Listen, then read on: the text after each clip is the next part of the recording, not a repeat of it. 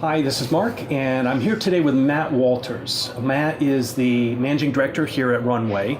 Runway is one of the leading incubators in the Bay Area and is well known in the startup scene. And welcome, Matt. Thank you. Thank you. Yeah, appreciate it. Yeah. We've been here for a while, obviously. Really enjoy it, get a lot of benefits out of it. So it's I appreciate you making the time. Yeah, of course. You've actually had a really interesting career so far because you've both worked in VC as well as working in the nonprofit world, and now being the managing director here at Runway. So what I thought we could do is if we just start talking about you have a lot of experience in scaling teams. Yeah, so that was one of the things at Room to Read. I joined Room to Read in 2005, and we were a small company. We had about 10 employees at that point. We were in the Presidio, a very small office, and you could hear someone's conversation 2 rooms away when they were talking because the walls were made out of cardboard, I think. It was constructed during World War II, so that may not be too far from the truth. Wow. But, one of the challenges that we had, of course, was scaling and was growing. And it really made me learn a lot about choosing the right people for the teams. So our CEO used to say, John Wood, who's a very brilliant guy, he used to say, in order to be successful, you need to hire really smart people and get out of their way, right? And that's something that personally I believe in, and I've seen a success at many other companies is, just hire really great people. Sometimes if you're not even 100% sure with how they're going to fit in, if you got someone really smart, really passionate, really driven to show up to work every day and to change the world, because that's what we were actually looking at doing at Room to Read, was to change the world. Embodying this, quote that Gandhi, of course, said, be the change you want to see. And, I think that was very successful. So when I left, there was about 300 of us. Wow. Worldwide. I had about 25 people who were either directly or dotted line reporting to me in the CFO function. And, it was a lot of hiring, it was a lot of interviews. Wow. So from about 10 to about 300, that rapidly. So in addition to hiring the right people and then getting out of the way, were any other lessons learned additionally? Yeah, I think sometimes when you see small problems, at the beginning, chances are they're going to become, bigger problems. So it's important to address those, sooner rather than later. Ignoring things doesn't really make it. It isn't a solution, right? Things don't always get better on their own.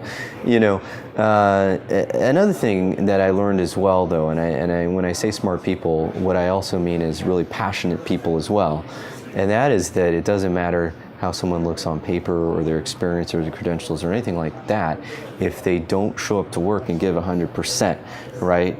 I think that matters so much because the incremental difference it makes for someone to have done the job, that particular function for 5 years, 10 years, 15 years, prior, it really only gets you a certain amount more than someone who's slightly less experienced. And if that individual is committing, twice as much heart and passion and creativity, really showing up to work every day, that really make a huge impact. For sure. And I imagine as well, I know you have a lot of experience in distributed workforces as well. Mm-hmm. Can you tell, what have you learned about how to build those? I think, communication is key. Talking with people, first of all, there's nothing that replaces one-on-one time. You need to go and spend, quality time together. And when you're not in the same room, and there's tremendous tools that exist these days with Slack, obviously we use Slack at Runway, Hangouts, all of this, to make sure that you're constantly communicating about your goals, what you're working on, trouble, and stuff like that. A lot of what you lose when you have someone working in another geography is the sort of implicit sort of cues that arise because I can see it if someone on my team I'm working with I can tell their shoulders are shrugging a little bit after a particular call. I see concern on their eyes. These things are then we want to address and want to talk about. So how do you get that sort of information if you're not seeing somebody? I think it does take more of a commitment to having the kind of conversations that aren't focused on a particular task. to be taking the temperature more. How are things going? How are you feeling? What's the vibe? Right, and then as a manager, take that step to say, what can I be doing better? How can I be supporting you? And I think sometimes when a manager will take that leap of faith to ask these almost vulnerable questions, you get responses back that can make or break a company. That you're able to see issues emerge, whereas before they become a formal issue to talk about. You can address them and do something about it. Yeah, and I mentioned to get people to be that open, really, as you're saying, it must take a lot of trust. Takes a lot of trust. Internally, yeah, exactly. And I think that's really important. The trust, the feeling that you're actually listening to folks. For me has always been really key, because I think at the end of the day, if you have a distributed workforce, you got to realize that you have a vulnerability. An inherent vulnerability, an inherent sort of weakness and point of failure. So you need to be very purposeful for correcting for that. Yeah. Well, it's interesting too, with one of my colleagues recently, his English is excellent, but it's not his native language. Mm-hmm. And just recently we were having some confusion about about a launch, and I couldn't understand where the confusion was, and it was just about the meaning of the word "at" versus the meaning of the word "by." Like saying, at this date or by this date, and it was just because we had different understanding of those two words. It was actually creating confusion with the work we were doing that right day. Yeah, exactly. And especially we worked with a lot of folks across India, Zimbabwe, or Zambia, and Laos, a lot of these different regions, a lot of different cultures, and I think that's why over communicating is not a bad thing. For sure. And so now I know, Matt, that you have worked here in Silicon Valley a long time. You also worked in Thailand. Yes. As well. What are your perceptions of working in those two places? How would you compare them in the way when you think about the startup world? Yes. Yeah. So, the interesting thing that I find fascinating is entrepreneurs are the same anywhere in the world. There's this hunger, there's this passion, and I think most of all there's this earnest belief that you can change the world. That defines a lot of entrepreneurs, and if they just try a little bit harder, they'll do it. And I think that's really neat, and I've seen that in so many different cultures, which is absolutely inspirational. I think sometimes for entrepreneurs that are not located in Silicon Valley, one thing I've seen is this sort of over, I don't want to call it fascination, but over emphasis on, needing to wait to get to Silicon Valley to really create something, and they must know better, being in Silicon Valley. I think that we have a great ecosystem here, and great mentors, great access to capital that I don't want to downplay the importance of, but I also want to encourage folks, right where you're at, to succeed, and to not let the fact that you're in another geography in any way feel like it's holding you back from creating a magnificent company, either in the work that it's doing or the enterprise value it's creating. That's one thing. Another thing is that every geography will have its unique challenges to overcome. So when I was in Southeast Asia, one of the challenges to overcome was logistics, last mile logistics for e-commerce. So for e-commerce companies, it was a challenge, and we had a couple e-commerce companies, experience that challenge. And our solution actually was to part invest in and part create this e-commerce last mile logistics company, right? And so it was a problem for e-commerce to grow in the region, actually ended up being an opportunity to create a business that was solving that particular problem. So, that's something, if you think about, issues with payments, remittances, communication, all these types of things that may, as you say, hinder you in your particular geography. The challenge, my challenge would be, how can you think of that as opportunity? Correct. To create a business. But yeah. Sure. And then also, I know that you've worked a lot in early stage investing. Mm-hmm. So what have you learned from that experience? And do you have any tips for startup teams? Yeah, a lot. I mean, to try to distill it is hard. Sure. But I think, one thing that I encourage, everybody who's raising capital to do is to make sure that you put yourself in the shoes of the investor and spend some time understanding what are the investor objectives. Because you really, when you're raising capital, you end up having two different customers, right? You have the customer from the product that you're creating, but also the investor in a lot of ways is your customer as well. And I think it's important to go back to some basic economic principles, which is that you're selling part of your company, right? You're selling part of your company to the investor. So, a lot of the same mentality when it comes to sales then is actually applicable. And I don't want to get too much into that, but one of the things is, you want to understand your customer's pain point, what sort of problem you're solving, what solution you're presenting. You want to think about that from the investor perspective as well. Like, what is the investor trying to solve for? What is the investor trying to accomplish? What is the investor, how is the investor approaching that? What kind of frameworks, is he or she using? And how does your business fit these frameworks? And I think if you're able to understand it from that way, and if you have the goal of raising capital, it will make it'll make things a lot easier, because even God forbid you're not successful in raising capital, the worst thing that you can do is to go in there and not understand the way the system works. I mean, it's one thing to say, hey, I'm out there, I'm hustling, trying to find this investor, and it's just not quite clicking, but I'm doing it well, I'm doing it correctly. It's another thing to say, I have no idea how this works. And frankly, if you're going into a situation and say, I have no idea how this works, I have no idea what my investor is looking for, I have no idea what his or her thesis is, philosophy, am I talking to the right partner at a particular firm? If you haven't taken the time to do that, frankly, you don't deserve that investment. Yeah.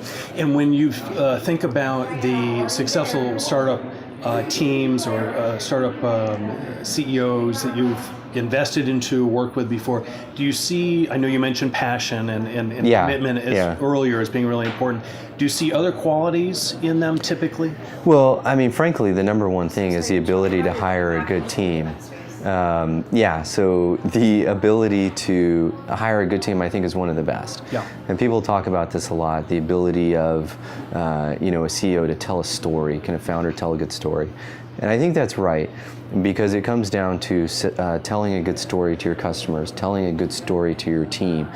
Because one individual will never be able to create, a very successful company on his or her own. It's the team, right? So, do you have the ability to attract a really fantastic team? A team that likewise carries that spark of that vision. For me, that's a major part of it. Very helpful advice. The last couple of questions I had is, first of all, for those of us wondering where we are, where are you exactly? We're in the Igloo. We're in the Igloo. Yeah. This is the Igloo at Runway, and this is one of my favorite rooms here. You've also got a great glass conference room that we're looking at right now for other types of really cool meetings. And but this is one of my favorite rooms, because when you're outside of it, people they can't hear what's going on inside. Yeah. But it's got great audio inside of it. Right. Here. And so, is there a story behind this Igloo, or do you know where it came from, or I've never seen anything like this before? Yeah. So this Igloo itself, the reason why we chose it is that it's a symbol of Runway.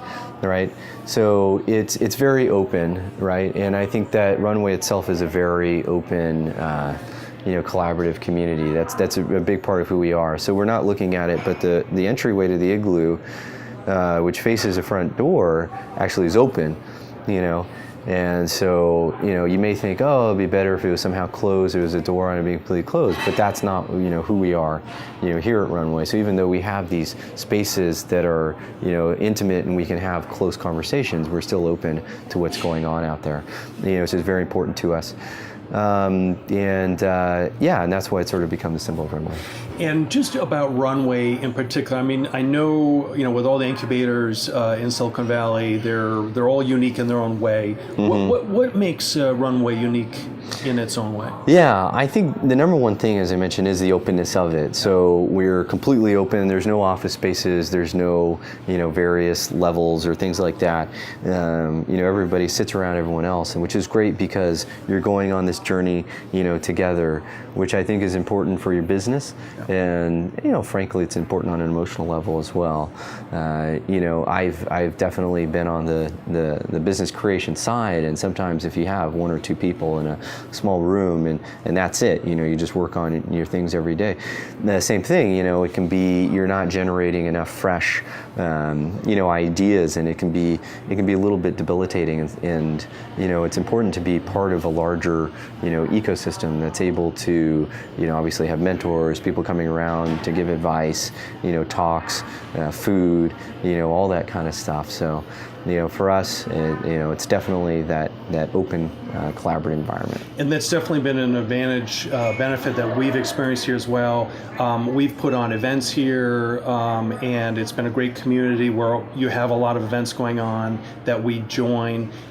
We also, we've been sharing a lot of information, giving and receiving with other companies here, and that's super helpful. So that's all. The openness is something that I would definitely attest to. I think the last question I had then is, so it was really interesting to me, Matt, when you were at Princeton, your senior thesis was on the problems of rationality and understanding the human experience. Right. And we're a learning company, and so I saw that, and I said, well, I have to ask Matt about that. Can you explain what that was about? Yeah, exactly. So a lot of this has to do with the idea that, for when we rationally approach things, a lot of what we're doing is looking at objectively what is known and objectively what can be proven. And this is pretty great because it allows us to understand the fabric of our world and our universe and be able to create things and logically understand things. And in a lot of ways, I think it defines part of the human experience is our ability to do that, our ability to logically tear down what's around us and understand it and reconstruct it and all that kind of stuff. I do think that there's an inherent fallacy in that, though, because there's a lot that can't be understood rationally. There's a lot of the human experience which is inherently subjective. And I think that as human beings, we can fall under this fallacy that, using logic, that we can fully understand something. But actually, what we end up doing is only focusing on those aspects of reality that we can logically understand, and somehow discounting those aspects of reality. And and I didn't go so far as say reality, but just a human experience, but can't be logically understood and sort of get downplayed and so forth. But they do have an important part, in understanding, what we go through as human beings. And I think that there's a lot that can be said for understanding for that, and also, making sure we correct for it when we're using tools and frameworks as we go about our lives or decide what is best for, people, humankind, all this kind of stuff, to realize that rational tools themselves have limitations. Well, even as you're explaining that, I'm reminded of Kahneman's book, Thinking Fast and Slow, where he talks about how we often make what we think are the right decisions or intuitive decisions that we assume are correct, and in fact they're wrong. We're not even aware of it. Yeah, absolutely. And there's so much of that going on, and there's so this fallacy that we're very logical about things, and a lot of times we're not very logical about it. And I think there's time, there's appropriate times for logic. If you're looking at how to build this, there's great geometry that goes into it, and all that, the physics, and all of that goes into it. But not to use a cheap example, but for example, when you talk about your customers, you